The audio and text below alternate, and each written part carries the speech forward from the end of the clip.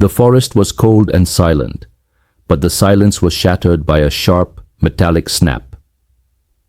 A small cat, who had been exploring far from home, now lay trapped, its leg caught in the cruel jaws of a hunter's snare. It didn't scream or yowl. The pain was too immense, replaced by a growing cold dread. Hours passed. The sky darkened, and hope began to fade with the light.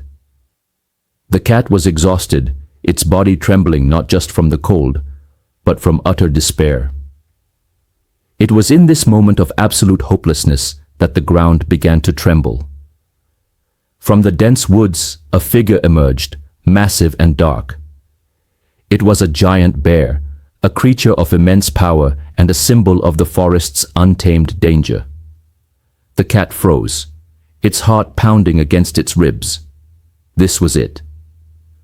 A painful trap would now be followed by a swift, brutal end. The bear moved closer, its deep breaths visible in the frigid air.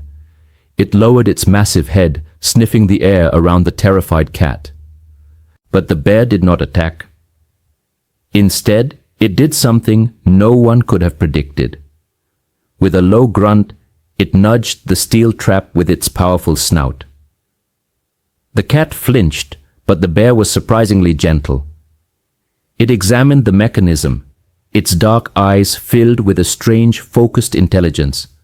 Then, placing one enormous paw on the base of the trap and using its powerful jaws, it began to pry the steel teeth apart. The metal groaned and screeched in protest. With a final, tremendous effort, the trap snapped open.